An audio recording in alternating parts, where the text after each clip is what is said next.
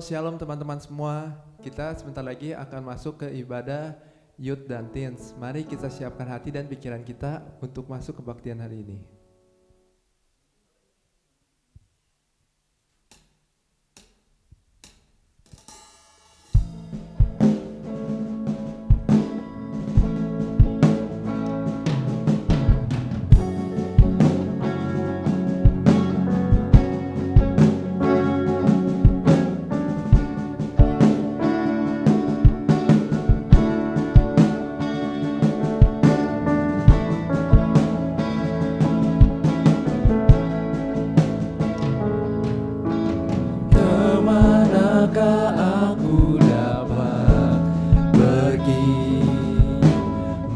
Menjauhi rohmu yang suci, kau sahabat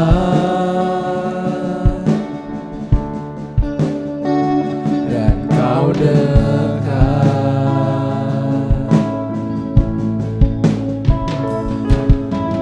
bahkan seluruh pengabdianku tak bisa membalas kesetiaanmu, sungguh mulia dan berharga,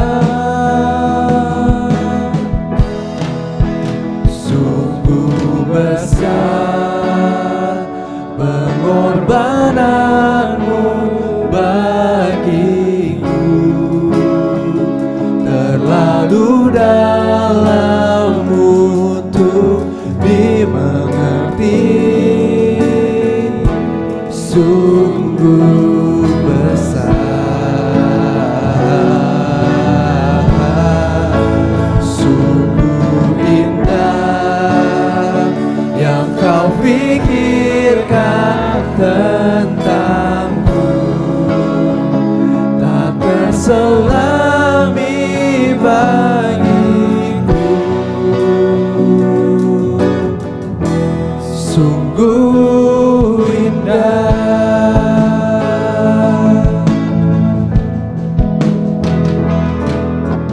Kemanakah aku dapat pergi, menjauhi rohmu yang suci, kau sahabat dan kau dekat,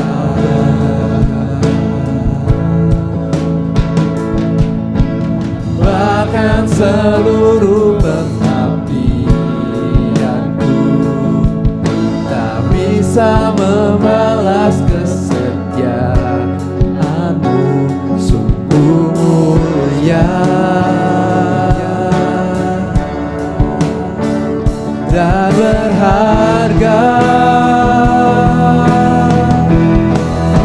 sungguh besar pengorbananmu bagiku, terlalu dalam untuk dimengerti, sungguh besar,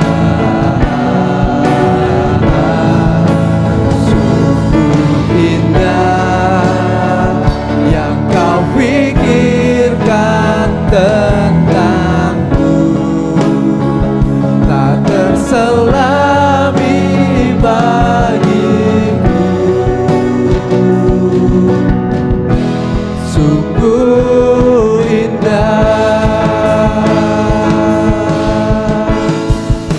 sungguh besar pengorbananmu bagiku, terlalu dalam untuk dimengerti, sungguh besar, sungguh indah yang kau pikir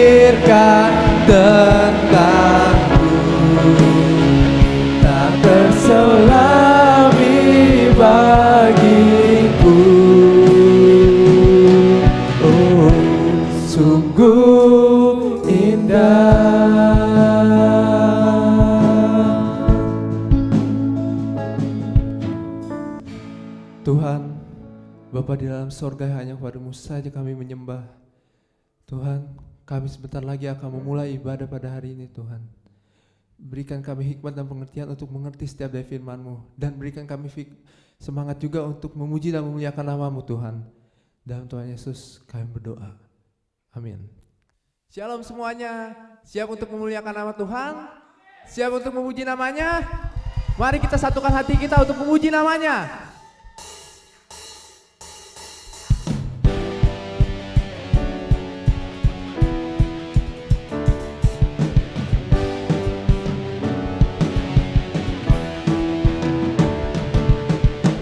Kita semua umat pilihan Allah, dengarlah panggilannya untuk menggenapi firman-Nya.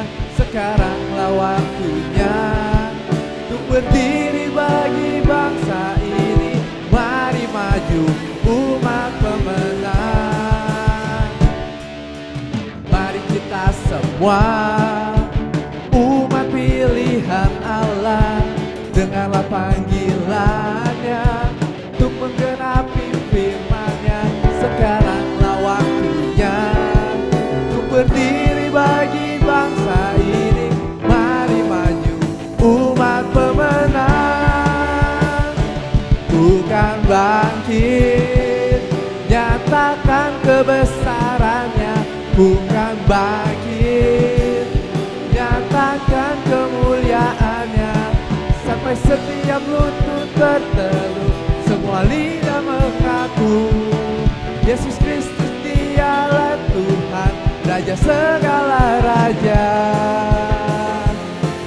Dialah Raja.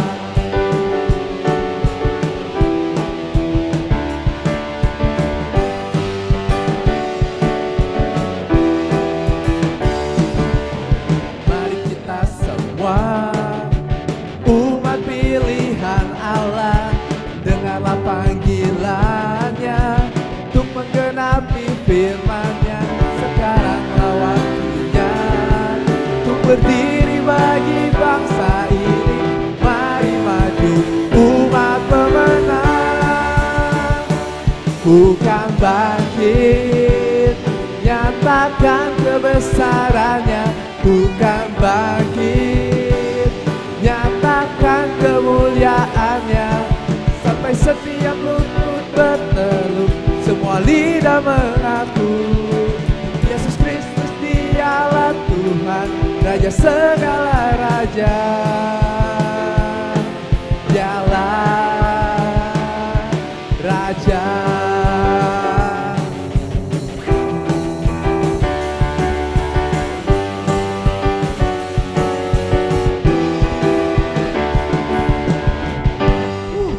Tuhan.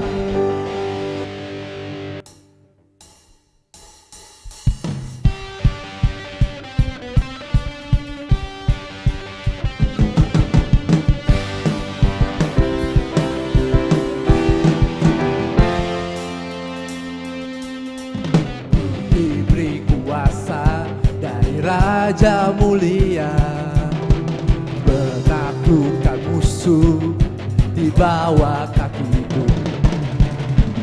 Pakai kuasa dari Raja mulia.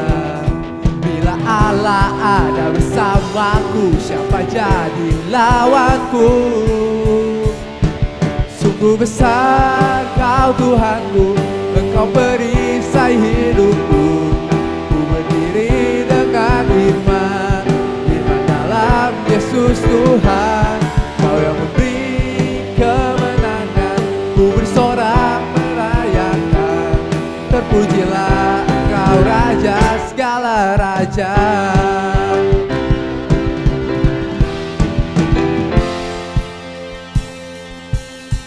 Ku diberi kuasa dari Raja mulia, menaklukkan musuh di bawah kakiku. Ku pakai kuasa dari Raja mulia. Bila Allah ada bersamaku, siapa jadi lawanku? Bila Allah ada bersamaku, siapa jadi lawanku. Bila Allah ada bersamaku, siapa jadi lawanku? Sungguh besar Kau Tuhanku, Engkau perisai hidupku. Berdiri dengan iman, iman dalam Yesus Tuhan. Kau yang memberi kemenangan, ku bersorak merayakan. Terpujilah Kau Raja segala raja, terpujilah Kau Raja segala raja, terpujilah Kau Raja segala raja.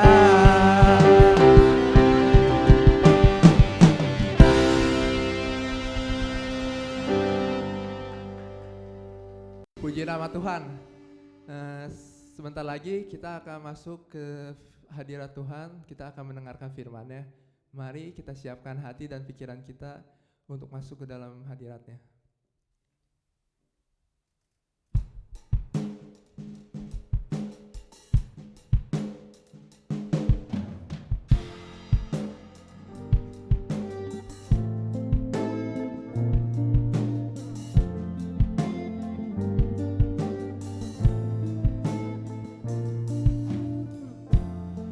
Kasih setiamu yang ku rasakan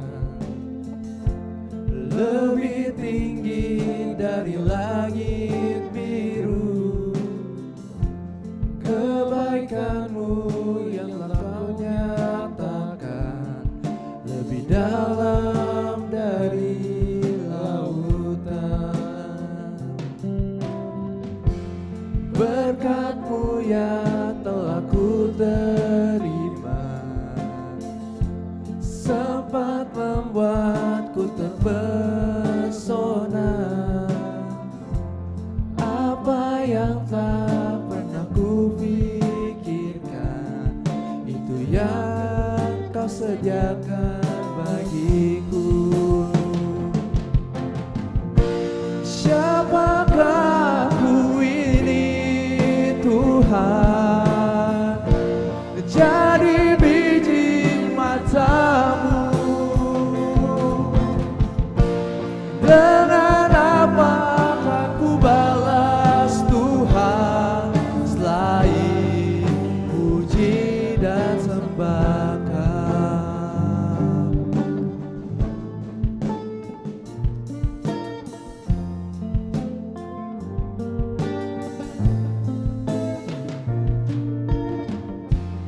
Kasih setiamu yang ku rasakan lebih tinggi dari langit biru. Kebaikan-Mu yang tak Kau nyatakan lebih dalam dari lautan. Siapakah ku ini Tuhan, jadi biji mata-Mu. Dengan apa akan ku balas Tuhan, selain puji dan sembah Kau. Siapakah ku ini Tuhan, jadi biji mata-Mu. Dengan apa akan ku balas Tuhan, selain puji dan sembah Kau, selain puji dan sembah Kau, selain puji dan sembah Kau.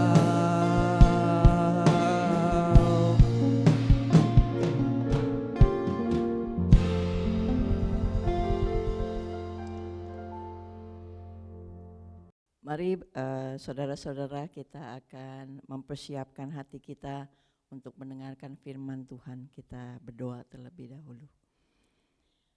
Puji syukur kami kepada Tuhan atas penyertaan anugerah Tuhan di dalam kehidupan kami. Kami juga bersyukur kami ada sebagaimana kami ada hari ini. Itu adalah berkat dan tuntunan Tuhan. Dan pada hari ini kami juga mau merenungkan firman-Mu.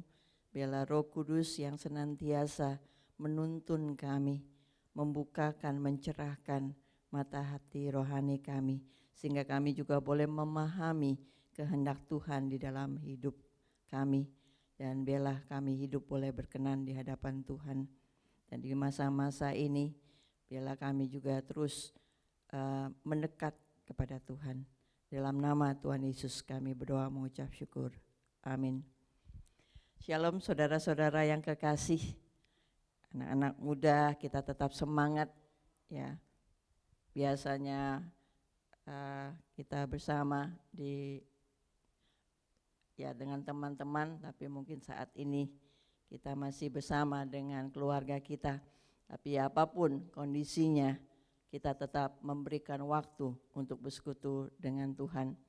Setelah kita menaikkan pujian penyembahan kita kepada Tuhan, marilah kita merenungkan firman Tuhan. Dan pada hari ini kita akan merenungkan firman Tuhan yang berdasarkan pada Roma 9 ayat 14 sampai 18. Roma 9 ayat 14 sampai 18 dengan judul Kedaulatan Tuhan atas hidup kita. Saya akan bacakan Roma 9 ayat 14. Jika demikian, apakah yang hendak kita katakan? Apakah Allah tidak adil? Mustahil. Sebab ia berfirman kepada Musa, aku akan menaruh belas kasihan kepada siapa aku mau menaruh belas kasihan, dan aku akan bermurah hati kepada siapa aku mau bermurah hati. Jadi hal itu tidak tergantung pada kehendak orang atau usaha orang, tetapi kepada kemurahan hati Allah. Sebab kitab suci berkata kepada Firaun, itulah sebabnya aku membangkitkan engkau, yaitu supaya aku memperlihatkan kuasaku di dalam engkau, dan supaya namaku dimasyurkan di seluruh bumi. Jadi ia menaruh belas kasihan kepada siapa yang dikehendakinya, dan ia menegarkan hati siapa yang dikehendakinya. Saudara-saudara, di dalam Roma 9 ini, Rasul Paulus menegaskan akan kedaulatan Allah atas manusia. Bahkan kedaulatan Allah ini juga diasosiasikan atau diberikan untuk menjelaskan pembelaan kepada keadilan Allah. Jadi bagi Paulus, Allah itu berhak melakukan sesuatu yang dia mau. Dan kalau kita baca di dalam Ayub pun mengakui pada akhir pergumulannya dia mengatakan, aku tahu bahwa engkau sanggup melakukan segala sesuatu dan tidak ada rencanamu yang gagal. Nah, melihat hal ini, kita tahu bahwa Allah memiliki rencana dari awal sejak penciptaan hingga akhirnya nanti. Dan inilah bagaimana kita melihat kedaulatan Allah. Dan kita harus pahami bahwa Allah dikatakan memang dapat melakukan apapun yang dia mau, tetapi Allah tidak pernah berlawanan atau bertentangan dengan sifatnya. Allah tidak dapat berdusta, Allah tidak dapat dicobai maupun mencobai orang. Jadi kita lihat di sini bahwa memang Allah itu adalah yang tertinggi, tetapi Allah tentunya tidak bertindak semena-mena. Dia tidak akan melakukan sesuatu di luar daripada sifatnya ataupun kebaikannya. Dan kalau kita berkata atau berbicara soal kedaulatan Allah, itu juga terkait dengan kebebasan manusia. Sejak awal manusia diciptakan, Allah menciptakan manusia segambar dan serupa dengan Dia. Berarti manusia memiliki kehendak bebas. Manusia memiliki free will, manusia memiliki pemikirannya sendiri. Allah bukan menciptakan robot yang dapat dikendalikan dengan remote. Tidak demikian. Tapi memang ada keterbatasan daripada kebebasan manusia itu. Karena terlebih lagi ketika manusia jatuh ke dalam dosa, jika tidak dibatasi kebebasan manusia itu, maka bisa hancurlah segala sesuatunya. Dan kebebasan manusia itu dibatasi oleh kedaulatan Allah. Nah, mungkin kalau kita berbicara soal kedaulatan Allah dan kebebasan manusia, ini bukan sesuatu hal yang mudah, ya. Begini sajalah salah satu yang mungkin cukup sederhana, ya. Kita pikirkan kondisi kita saat ini. Tentunya banyak yang bertanya, kenapa kalau Tuhan mengendalikan segala sesuatunya, mengapa Tuhan diamkan kondisi pandemi COVID-19 ini berjalan sedemikian lamanya? Ya, kalau di kita istilahnya baru masuk itu mulai berasanya mulai Maret. Ini saja sudah Maret, April, Mei, udah Juni, ya, 4 bulan. Belum lagi di tempat-tempat lain. Lama, dan bahkan ada yang memprediksikan, makanya ada sebut kita berdamai dengan COVID ini. Karena ini akan berlangsung, bukan hanya mingguan, bukan hanya bulanan, bahkan tahunan. Dan ini yang menjadi banyak pertanyaan, mengapa Tuhan izinkan, mengapa Tuhan biarkan demikian? Apakah Tuhan tidak dapat mengendalikannya? Kalau kita baca firman Tuhan, Tuhan dapat melakukan apa saja. Tetapi Tuhan juga memiliki suatu rencana yang mungkin pada saat ini kita tidak pahami apa tujuannya, apa maksud Tuhan, apa rencana Tuhan di balik semuanya ini. Maka kita juga tidak semena-mena berpikir bahwa saya kan anak muda yang banyak kena itu ya biasanya 45 tahun ke atas, 50 tahun ke atas, saya masih di bawah itu. Saya masih belasan, saya masih 20-an, saya masih 30-an, jauh lah. Maka ketika mal-mal sudah buka, ya tempat-tempat istilahnya hangout anak-anak muda sudah buka, sudahlah, ya masa Tuhan, saya kan anak Tuhan, masa saya nggak dilindungi Tuhan sih. Dengan sebebas-bebasnya kita melawan, menganggap bahwa kita kebal akan virus itu. Saudara-saudara, pahamilah, bukan berarti Tuhan tidak mau melindungi kita. Bukan Tuhan tidak mau menjaga kita, tetapi juga janganlah kita memposisikan diri kita. Kebebasan kita itu harus kita jalani dengan hikmat dan bijaksana. Nah, makanya kalau kita melihat, kita akan mempelajari firman Tuhan, beberapa contoh untuk lebih lagi kita mengerti akan kedaulatan Tuhan atas hidup kita. Nah, bila mana kita mengerti kedaulatan Tuhan atas hidup kita, yang pertama adalah, setidaknya ada 3 ya saat. Yang pertama, saat kita memandang kehidupan dari perspektif Allah. Yang kedua, saat kita menyerahkan hidup kita ke dalam tangan Tuhan. Dan yang ketiga, saat kita mengambil kesempatan yang diberikan Tuhan. Mari kita melihat yang pertama, bila mana kita dapat mengerti kedaulatan Tuhan atas hidup kita. Mari kita membaca dari Yeremia 29, Yeremia 29 ayat 11, dikatakan demikian. Sebab aku ini mengetahui rancangan-rancangan apa yang ada padaku mengenai kamu, demikianlah firman Tuhan, yaitu rancangan damai sejahtera dan bukan rancangan kecelakaan, untuk memberi kepadamu hari depan yang penuh harapan. Suatu ayat yang indah. Tetapi mungkin juga saudara harus ketahui konteks di mana ayat ini ataupun firman Tuhan ini diberikan.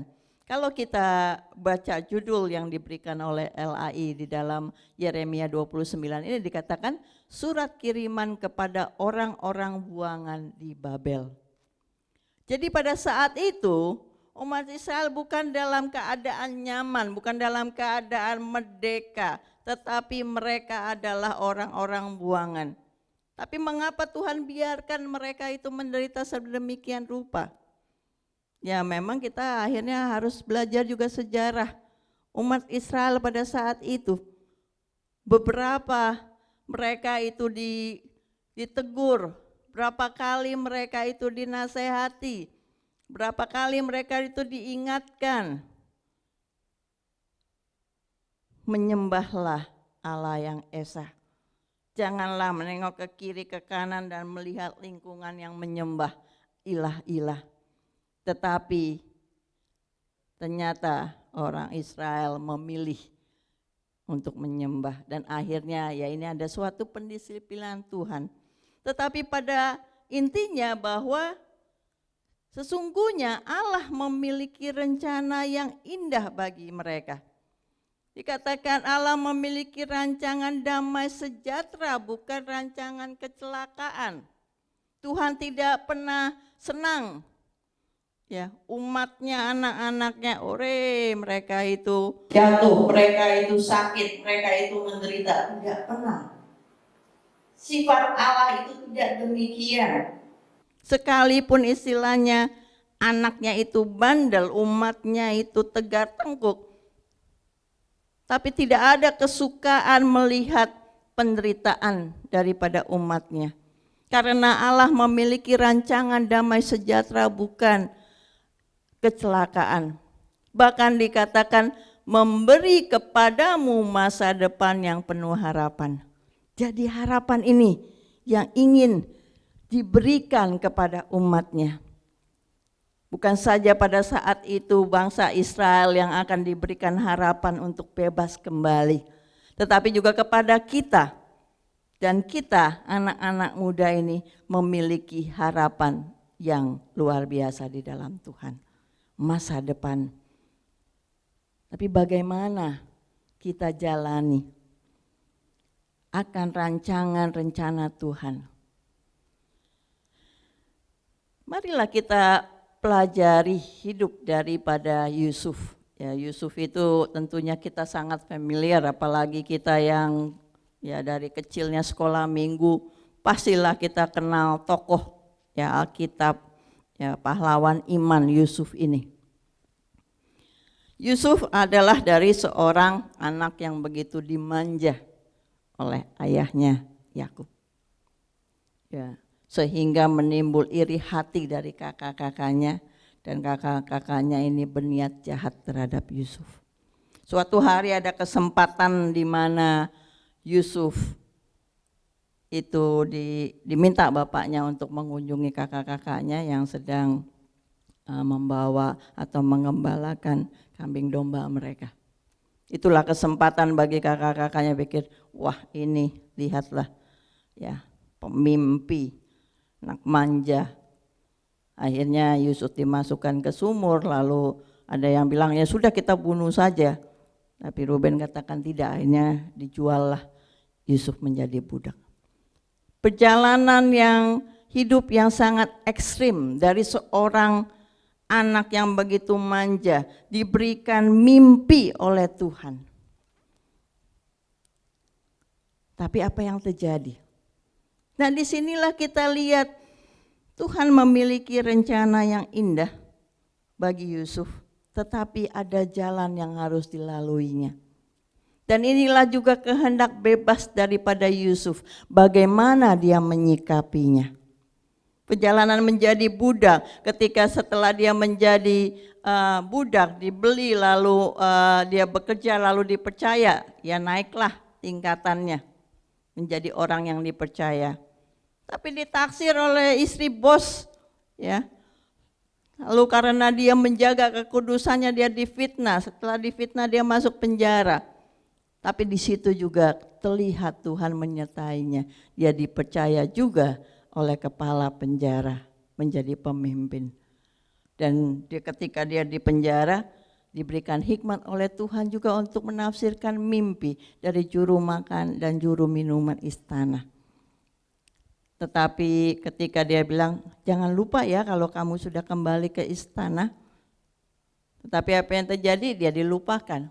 Hingga kesempatan di mana dia menafsirkan mimpi Firaun. Dan disinilah kita lihat, di dalam kesusahannya, di dalam penderitaannya, bisa saja Yusuf mengatakan, apalagi sebagai anak muda yang terbiasa dimanja, kok hidup ini susah sekali ya? Tuhan, kalau Engkau nyata, mengapa Tuhan biarkan demikian? Bukankah Tuhan sudah memberikan aku mimpi di mana semua pada menunduk kepadaku? Aku akan menjadi seorang pemimpin, tetapi nyatanya aku ini menjadi seorang budak. Maka malahan menjadi seorang narapidana, mana mungkinlah akhirnya aku menjadi seorang pemimpin. Tetapi bukan itu yang dilakukan oleh Yusuf. Dia terus melakukan, dia terus bekerja keras. Setiap kesempatan yang ada, Tuhan juga dikatakan menyertai dan memberkati Yusuf. Dan disinilah rancangan Tuhan di dalam kehidupan Yusuf itu terpenuhi. Karena Yusuf memilih apa yang telah Tuhan sediakan bagi dia. Dan di dalam Keluaran 50 ayat 20 dikatakan, memang kamu telah mereka-rekakan yang jahat terhadap aku, tetapi Allah telah mereka-rekakannya untuk kebaikan dengan maksud melakukan seperti yang terjadi sekarang ini, yakni memelihara hidup suatu bangsa yang besar. Ini adalah perkataan Yusuf kepada kakak-kakaknya. Ketika ayah mereka Yakub meninggal dunia, kakak-kakaknya ketakutan. Habislah kita. Yusuf ini pasti yang telah kita sakiti. Dia akan marah kepada kita. Yusuf yang menjadi susah hidupnya akan membalas dendam kepada kita. Matilah kita dengan keluarga kita. Tetapi Yusuf mengatakan ayat yang 19, janganlah takut sebab aku inikah pengganti Allah. Dengan kata lain, Yusuf ingin mengatakan dendam tidak ada pada dirinya. Dia tidak berniat untuk membalas dendam terhadap kakak-kakaknya. Sekalipun mereka itu telah mereka-rekakan, merencanakan kejahatan, melakukan kejahatan terhadap dirinya. Tetapi Allah telah mengubahnya menjadi kebaikan. Ada rencana Tuhan. Dan kedaulatan Tuhan itu terlihat. Dan kebebasan daripada Yusuf untuk meresponinya itu dilakukan. Marilah kita belajar dari Yusuf ini untuk teguh dalam menjalani rencana Tuhan. Ada rencana Tuhan yang indah bagi saudara-saudara semua. Marilah jalani, bukannya ketika ada suatu kesusahan, tantangan, pergumulan, lalu saudara mengatakan, bukannya kalau kita berada di jalan Tuhan itu kita lancar-lancar saja. Kita lihat dari kehidupan Yusuf tidak demikian. Tapi bukannya berarti kalau kita di sinilah bagian daripada kita untuk mengevaluasi diri. Ada memang kesusahan kita yang diakibatkan oleh kesalahan kita. Makanya itu perlu kita bedakan antara antara salah dengan salib. Kalau itu merupakan kesalahan kita, ya kita akui. Tidak ada yang manusia yang sempurna, kita bertobat daripadanya. Tapi kalau kita sudah melakukan yang terbaik, melakukan apa yang Tuhan inginkan, apa yang Tuhan berkenan, tetapi kita mengalami pergumulan, itu adalah salib. Kita jalani seperti Yusuf telah jalani kehidupannya. Teguh dalam menjalani rencana Tuhan. Yang kedua, bila mana kita dapat memahami kedaulatan Tuhan atas hidup kita, yaitu saat kita menyerahkan hidup ke dalam tangan Tuhan. Mari kita membaca dari Ayub 1, ayat yang ke-20 sampai 22. Ayub 1 ayat 20 sampai 22 dikatakan, maka berdirilah Ayub lalu mengoyak jubahnya dan mencukur kepalanya. Kemudian sujudlah ia dan menyembah.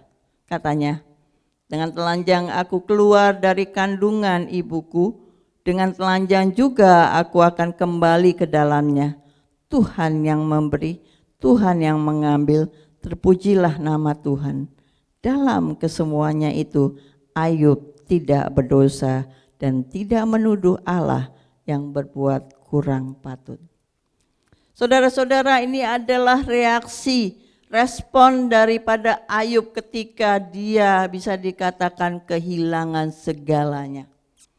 Bukan saja kehilangan harta bendanya, ternaknya yang sedemikian banyaknya.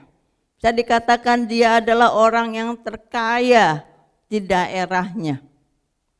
Tapi semuanya itu habis dirampok. Pegawai-pegawai ataupun hamba-hambanya yang menjaga juga banyak yang tewas. Tidak itu saja harta bendanya, tetapi anak-anaknya, 10 anaknya itu juga meninggal.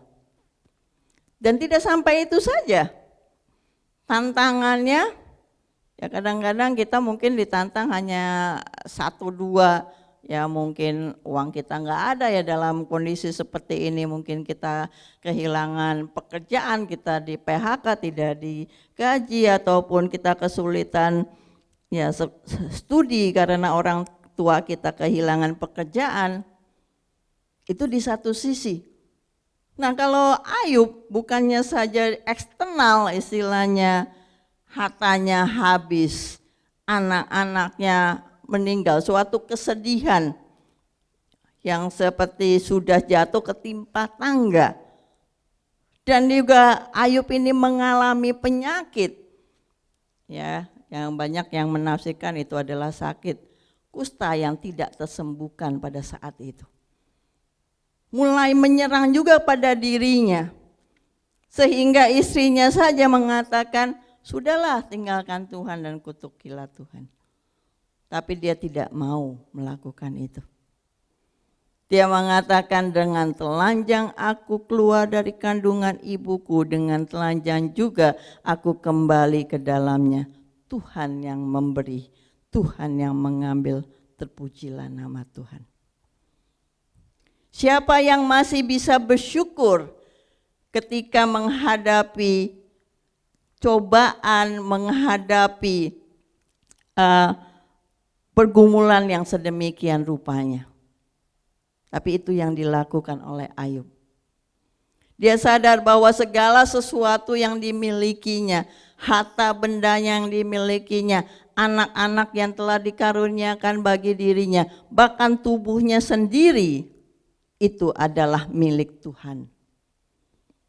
Jadi kalau karena ini adalah milik Tuhan, ya ketika suatu saat Tuhan mengambil, jadi semuanya itu diambil oleh pemiliknya, ya sudah diserahkan saja, terpujilah nama Tuhan.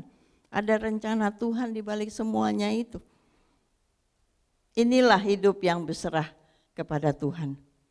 Bukan berarti kita menjadi pasif lalu bilang, ya sudah semuanya takdirlah, semuanya kedaulatan Tuhan lah.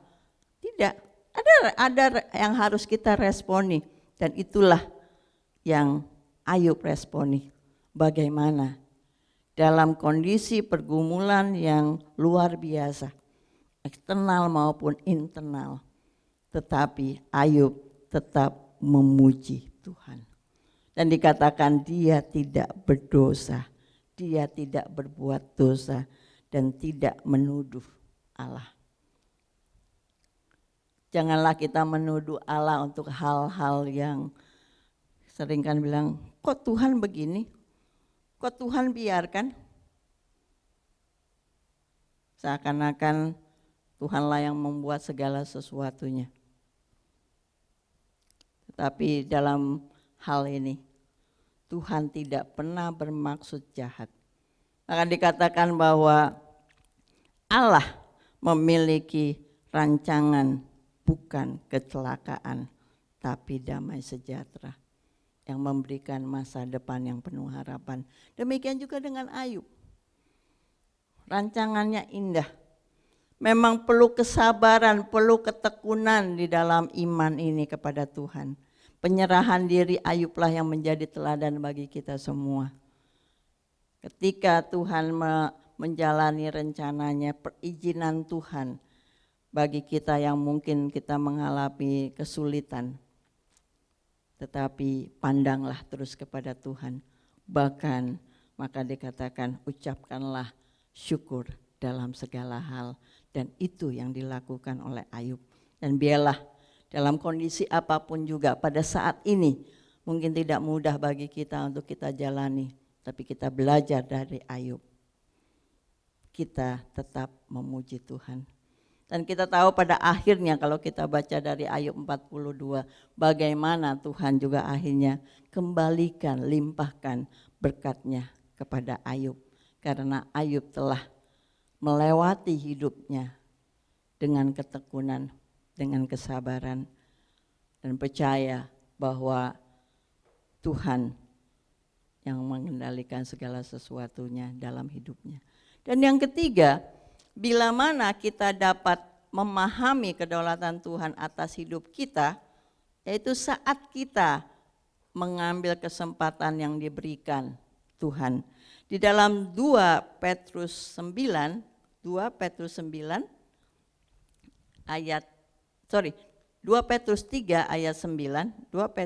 3 ayat 9 dikatakan, Tuhan tidak lalai menepati janjinya. Sekalipun ada orang yang menganggapnya sebagai kelalaian, tetapi ia sabar terhadap kamu. Karena ia menghendaki supaya jangan ada yang binasa, melainkan supaya semua orang berbalik dan bertobat. Banyak orang yang mempertanyakan, apakah dengan pandemi COVID ini merupakan tanda atau Tuhan akan datang segera? Kita tidak tahu.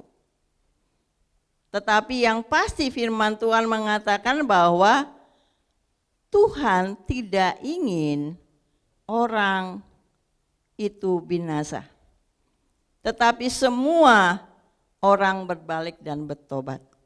Tuhan sedang memberikan kesempatan bagi kita, orang-orang yang hidup yang tidak berkenan kepadanya, orang-orang yang belum mengenal akan dirinya. Tuhan ingin supaya mereka itu mengenal akan Sang Juru Selamat dan mengalami pertobatan. Jadi inilah juga kesempatan bagi kita yang sudah percaya kepada Tuhan. Mungkin masih ada orang tua kita yang belum mengenal akan Tuhan. Mungkin ada saudara-saudara kita yang belum mengenal Tuhan. Mungkin ada tetangga kita yang belum mengenal akan Kristus. Mereka belum mengalami keselamatan seperti yang kita alami. Maka ambillah kesempatan itu. Dan inilah yang kita pelajari dari seorang wanita. Ya, bukan wanita yang baik-baik, tetapi Tuhan Yesus datang khusus kepadanya dan memberikan kesempatan kepada wanita ini, yaitu wanita Samaria. Di dalam Yohanes 4 ayat 23 sampai 30 kita akan baca, saudara-saudara. Yohanes 4 ayat 23 sampai 30. Tetapi saatnya akan datang dan sudah tiba sekarang bahwa penyembah-penyembah benar akan menyembah Bapa dalam roh dan kebenaran. Sebab Bapa menghendaki penyembah-penyembah demikian. Allah itu roh, dan barang siapa menyembah Dia harus menyembahnya dalam roh dan kebenaran. Jawab perempuan itu kepadanya, aku tahu bahwa Mesias akan datang yang disebut juga Kristus. Apabila ia datang, ia akan memberitakan segala sesuatu kepada kami. Kata Yesus kepadanya, akulah dia yang sedang berkata-kata dengan engkau. Pada waktu itu datanglah murid-muridnya dan mereka heran bahwa ia sedang bercakap-cakap dengan seorang perempuan. Tetapi tidak seorang pun yang berkata, apa yang engkau kehendaki? Atau apa yang engkau percakapkan dengan dia? Ayat 28, maka perempuan itu meninggalkan tempayannya di situ, lalu pergi ke kota dan berkata kepada orang-orang di situ, mari, lihat, di sana ada seorang yang mengatakan kepadaku segala sesuatu yang telah kuperbuat. Mungkinkah dia Kristus itu? Maka mereka pun pergi keluar kota, lalu datang kepada Yesus. Ini kisah yang luar biasa, di mana Tuhan Yesus berbicara dengan seorang wanita, dan dengan dimulai hal yang sehari-hari, berbicara soal air, lalu meningkat terus sehingga sampailah dia membimbing wanita ini untuk mengerti bahwa air hidup, kepuasan yang selama ini wanita ini cari di luar, khususnya melalui pria-pria di dalam hidupnya, itu tidak pernah terpenuhi kepuasannya. Tetapi Tuhan Yesus mengatakan, kalau kamu minum air ini, maka kamu akan tidak haus lagi. Tentunya wanita ini pikir, wah asik juga ya bisa minum dan gak harus siang-siang seperti itu harus ambil air, dia tidak akan haus lagi. Tapi bukan itu maksud Tuhan. Air hidup itu adalah dirinya sendiri. Kepuasan di dalam kehidupannya bukanlah hal-hal yang dicari di luar sana, tetapi harus dipenuhi dengan relasi dengan Tuhan sendiri. Dipenuhi dengan memulihkan hubungan dengan Tuhan, menjadi penyembah yang benar. Dan disinilah wanita ini memahami, dia mengambil kesempatan. Tuhan sudah memberikan waktunya, Tuhan sudah memberikan kesempatan bagi dia untuk memberitakan Injil, keselamatan. Dan wanita itu mengambil kesempatan itu. Dan bukan saja dia percaya, tetapi juga dikatakan di ayat 29, dia begitu excitednya. Yang mengatakan, mari lihat di sana ada seorang yang mengatakan kepadaku segala sesuatu yang telah kuperbuat. Wanita ini bukan orang baik-baik, pastilah dia juga dikenal sebagai wanita yang tidak benar. Dan yang tidak benar ini ya cukup memalukan lah, bisa dikatakan reputasinya di dalam masyarakat itu. Tetapi setelah dia berjumpa dengan Kristus, setelah dia mengambil kesempatan untuk percaya dan bertobat, dan disitulah yang dia ingin tunjukkan kepada orang-orang di sekitarnya. Dan dikatakan maka mereka pun pergi keluar kota lalu datang kepada Yesus. Pastilah ada sesuatu yang memang dilihat oleh orang-orang masyarakat. Ada perubahan dari wanita ini.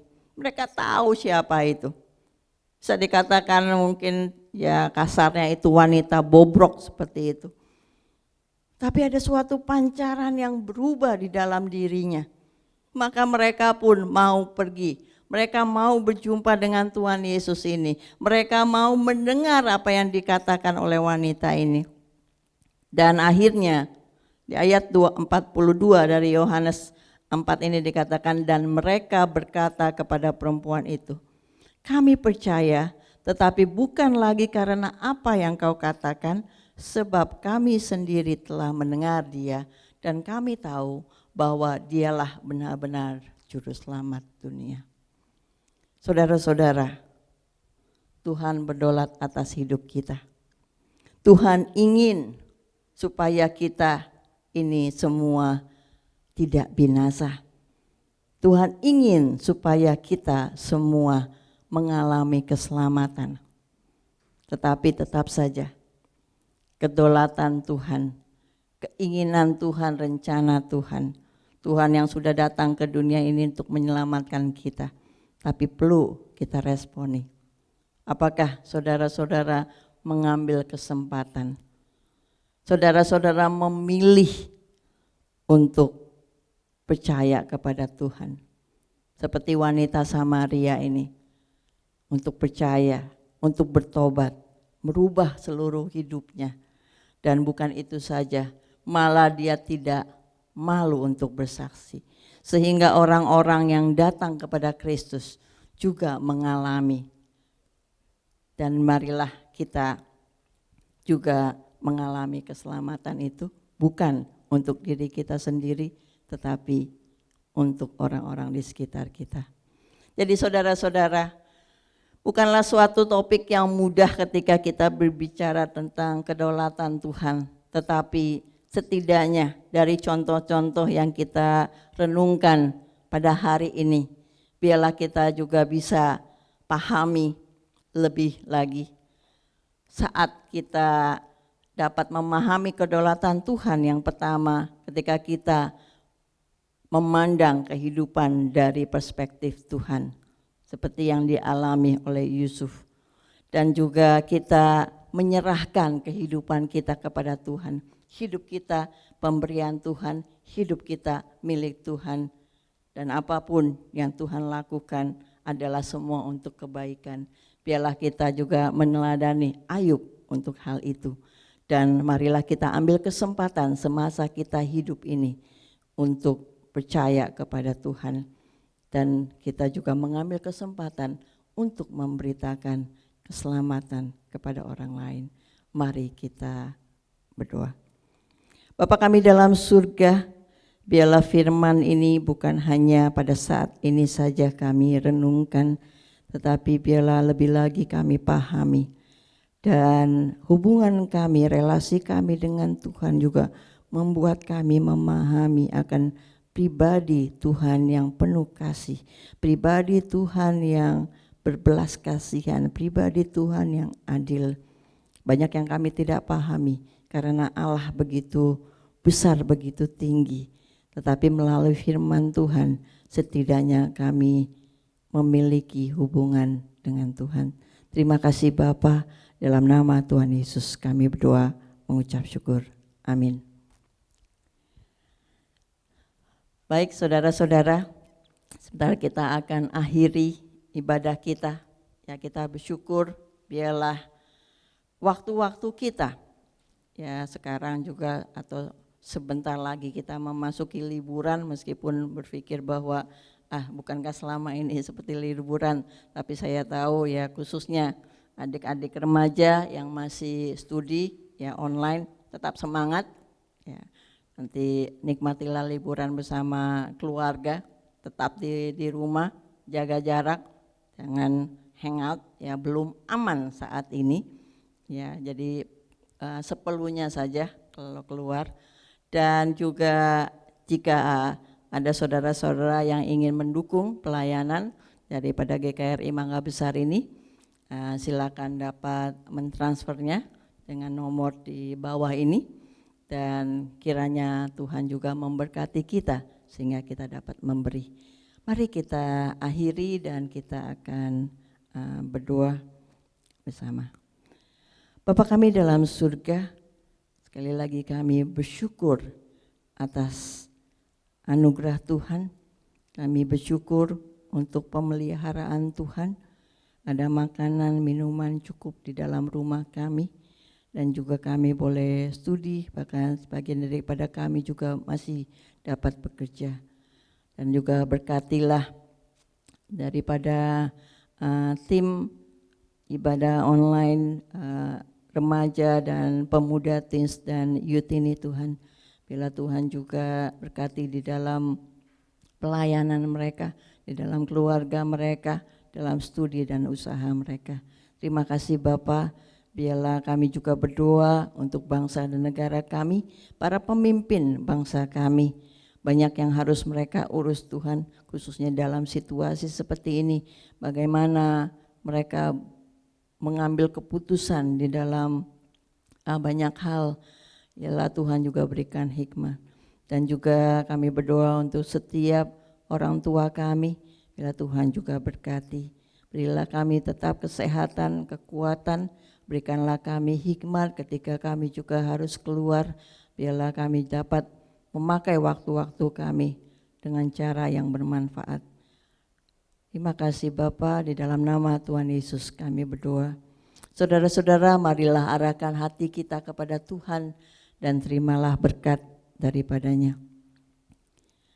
Adapun damai sejahtera dari Allah Bapa, kasih karunia daripada Tuhan Yesus, persekutuan dan penghiburan dari Roh Kudus senantiasa menyertai kita mulai saat ini hingga kedatangan Tuhan yang kedua kali, bahkan sampai selama-lamanya. Bapa, terima kasih.